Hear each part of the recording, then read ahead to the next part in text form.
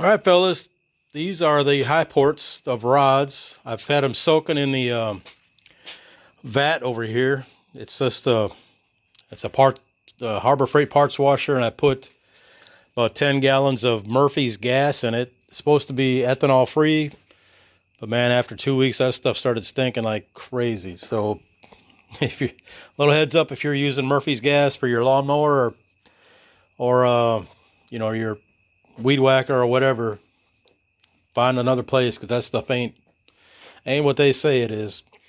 The reason I had them soaking for so long was there's something in the ports of the exhaust. It's just like nasty, funky. It's just like caked on. I don't know if you can see it in here or not, but it'll clog up a burr in no time. But overall, looking at these, there isn't a whole lot I can do. There's a couple little things here and there might help out, but for the most part, I've got them mocked up on here so I can put the Parker FunnelWeb on. Rod said he thought the heads were milled, so he wanted to make sure that this thing would mount up good. This is going to be a lot more work than the heads. As you can see, this is part that's going to need the most work down here. The plenum's going to need a lot of work too.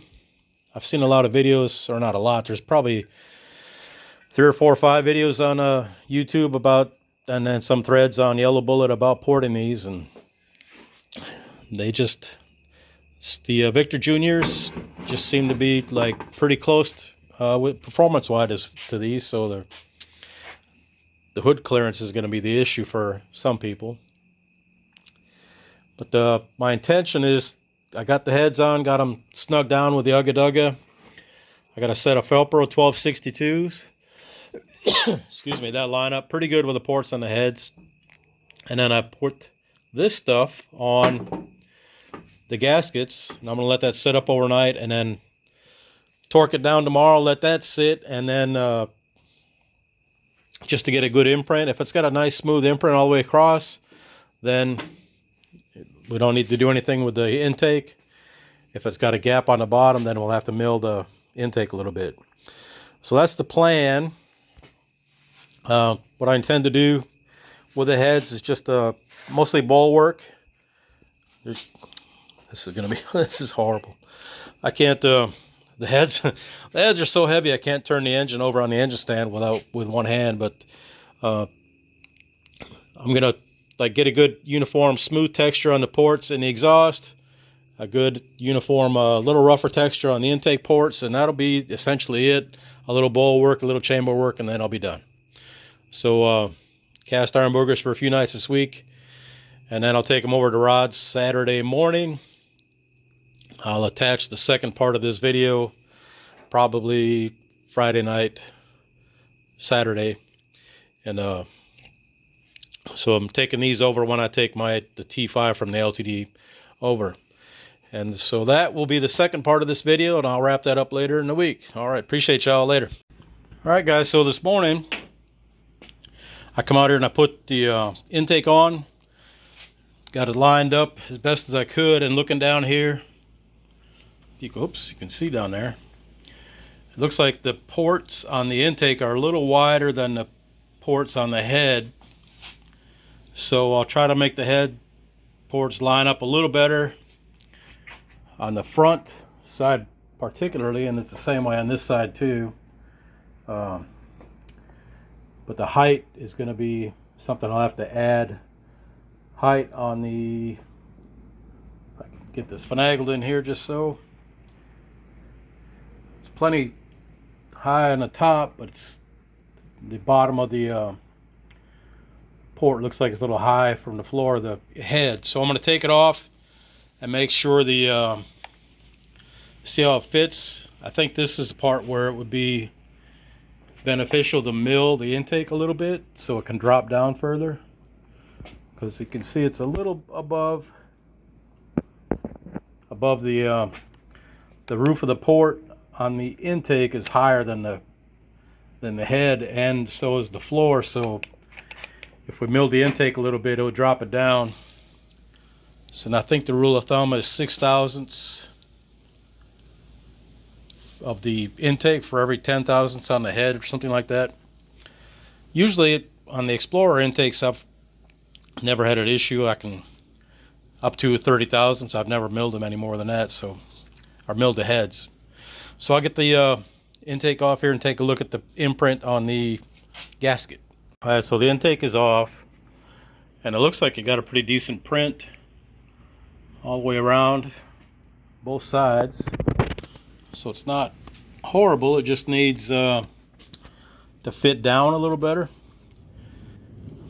One thing I noticed, you see how the got just a little lip there on the front of the port on these, but then this one is like just sticking in just the slightest amount. Just little something I noticed on the Felpros, their port spacing is just a little bit off from what the actual heads are.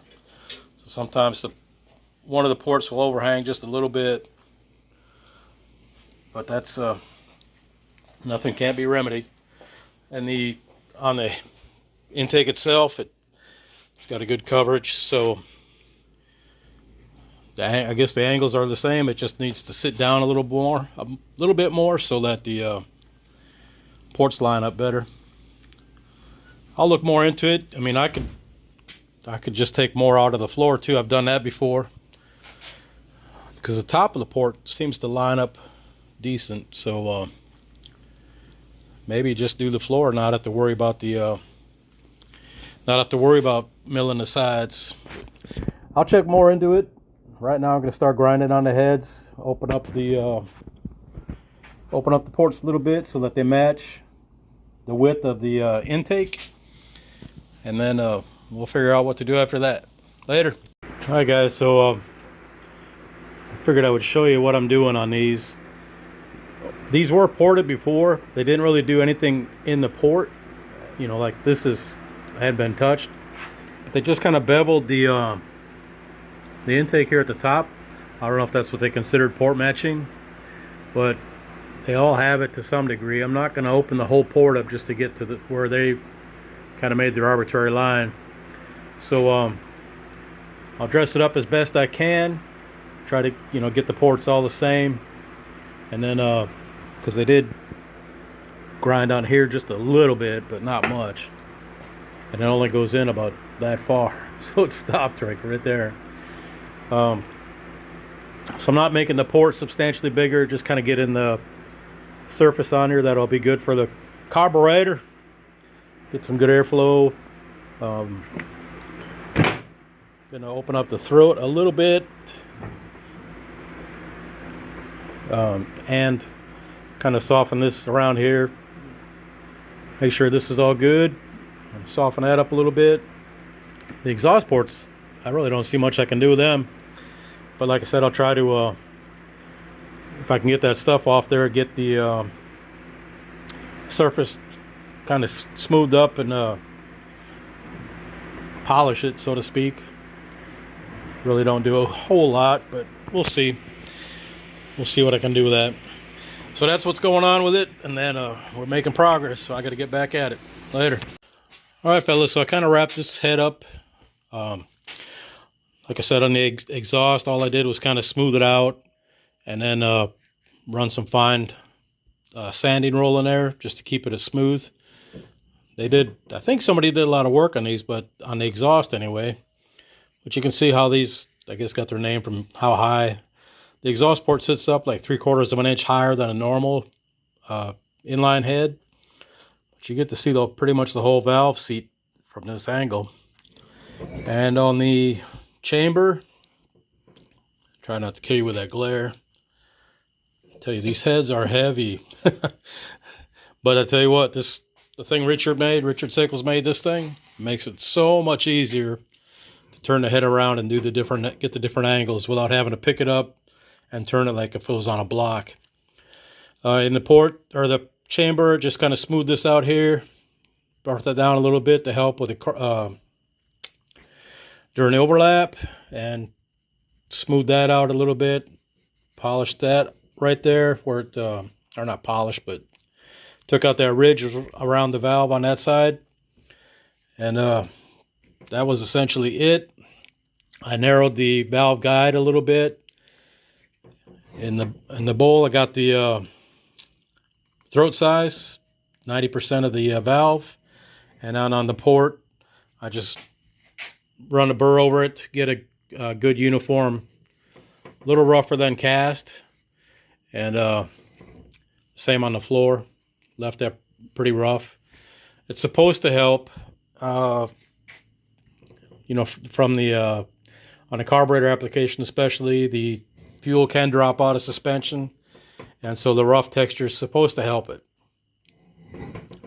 So that's what's been said on the internet by the experts. So these are wrapped up. This head anyway, I have yet to do the other one. And the valves, I put them in the my handy dandy Harbor Freight drill press, and just run a sanding disc over on them. Kind of knock that that little ridge around there.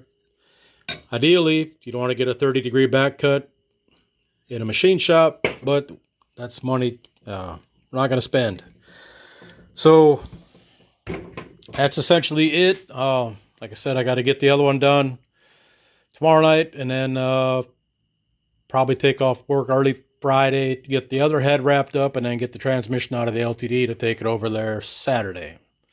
That is the plan, and this wraps up this video. It's a little longer than normal stuff of mine, but hopefully somebody can get some use out of it. So, all right, appreciate y'all. Later on.